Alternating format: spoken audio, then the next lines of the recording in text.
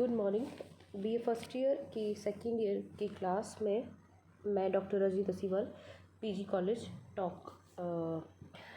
As आपके exams नहीं हुए हैं एंड अभी तक कंडीशंस का कुछ पता नहीं है कि एग्ज़ाम्स हो पाएंगे या नहीं हो पाएंगे, इसीलिए आपको हमने नहीं बल्कि यूँ कहना चाहिए कि यूनिवर्सिटी के ऑर्डर के अनुसार एंड डायरेक्टेड के अनुसार हमने आपको फर्स्ट ईयर से सेकेंड ईयर में प्रमोट कर दिया है। क्योंकि एग्ज़ाम्स का कुछ पता नहीं है, इसलिए हम अगली क्लास की स्टडी अब स्टार्ट करने जा रहे हैं। एज आई होप कि फ़र्स्ट ईयर में जिस तरह से हमने आपको ऑनलाइन क्लासेस में या पीडीएफ फॉर्म में जो चीज़ें दी थी, आपने उन सबको ध्यान से पढ़ा होगा। अगर एग्ज़ाम्स होते हैं तो अभी आपकी ज़िम्मेदारी बनेगी कि आप फर्स्ट ईयर को भी अपने स्ट्रीम में रखें, अपनी कंटिन्यूशन में रखें, और सेकेंड ईयर के जो पीडीएफ और जो भी वीडियोज़ हम लोग अपडेट करते हैं उनको भी आप देखते रहें। क्योंकि कंडीशंस कब आपके अनुसार चलेंगी या कब नॉर्मल होंगी मैं नहीं बता सकती, या कोई भी नहीं बता सकता है। सो इस बात का ध्यान रखें। आज हम पहला चैप्टर स्टार्ट करने जा रहे हैं जिसका नाम है भारत में राष्ट्रवाद का उदय। भारत में राष्ट्रवाद का उदय, जो राष्ट्रवाद शब्द है, पहले हम उसको डिफ़ाइन करेंगे कि व्हाट इज़ द राष्ट्रवाद, क्या चीज़ है।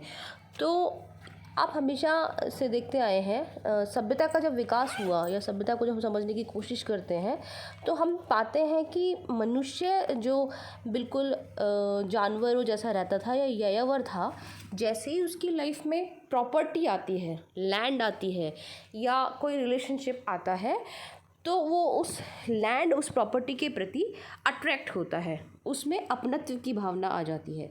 जब हम जानवरों की खाल या जानवर को कच्चा खाते थे या पकाना नहीं जानते थे, तब तक हमारे लिए बहुत इजी था, क्योंकि उस समय तक हमारे अंदर ये फीलिंग्स नहीं आई थी कि अपना और पराया क्या होता है। लेकिन जैसे ही लेबर का डिवीज़न होता है तो जो मनुष्य है उसके अंदर एक ऑटोमेटिक सोच आ जाती है, समझ आ जाती है कि कुछ तो है जो मेरा अपना है, कुछ ऐसा है जो दूसरों का है। So when he started to think about कि मेरा क्या है, दूसरों का क्या है, वहीं से एक चीज़ समझ में आती है, मेरा।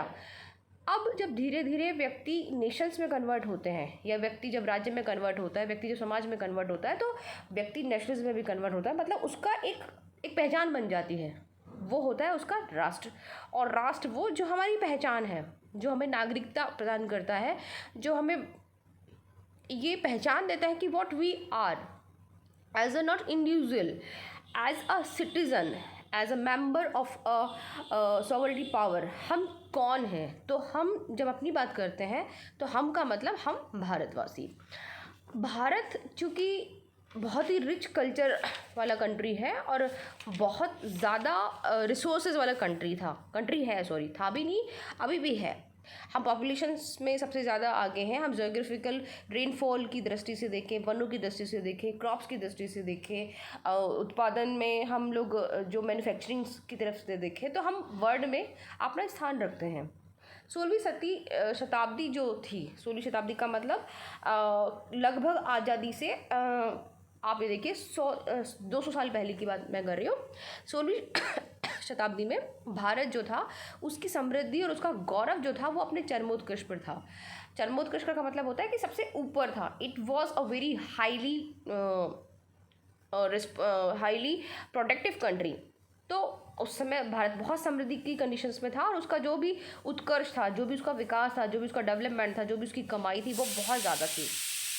भारत की इसी समृद्धि को देख कर के यूरोप के जो कंट्रीज़ थे, वो भारत के साथ व्यापार करने के लिए आने की सोचने लगे। मतलब उनमें एक लालच आया कि चूँकि ये रिसोर्सेस फुल कंट्री है, तो why we can not go there, why we can not make a relationship, a trade relationships.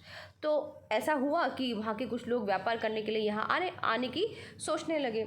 London के कुछ व्यापारियों ने भारत तथा पूर्वी देशों के साथ में व्यापार करने के लिए ईस्ट इंडिया कंपनी की स्थापना भी कर दी। 31 दिसंबर एंड 1600 में ब्रिटिश साम्राज्ञी एलिजाबेथ ने अंग्रेज व्यापारियों की इस कंपनी को भारत के साथ व्यापार करने का एकाधिकार भी प्रदान कर दिया। व्यापारिक कंपनी के रूप में स्थिति सुदृढ़ करने के लिए 1750 ईस्वी में कंपनी ने भारत में शक्ति राजनीति का खेल शुरू कर दिया। अब ये जो शक्ति राजनीति है, इसको समझने की कोशिश करिए कि हम सिर्फ जब व्यापारी होते हैं तो हमें किसी भी कंट्री की पॉलिटिकल इवेंट से कोई मतलब नहीं होता है। मतलब वहाँ कौन शासन कर रहा है, कौन किस पार्टी का शासन है, कौन वहाँ पे जागरूक है, कौन नहीं है, उससे हमें लेना देना नहीं होता। हमारा सिर्फ एक काम होता है कि हमें सस्ता जो है कच्चा माल हमें ख़रीदना है और उस कच्चे माल को हमें रीमेड करना है, बनाना है और उसको बेच करके या ख़रीद करके हमें बेनिफिट कमाने हैं। बट ईस्ट इंडिया कंपनी जो थी उसने अपने आप को इस काम से अलग हट करके पॉलिटिकली जो इन्वेंशंस थे, इन्वेंशन भी नहीं कहना चाहिए, जो पॉलिटिकली गेम थे कि किस तरह से भारत को कैप्चर किया जाए, उसका गेम करना प्रारंभ कर दिया।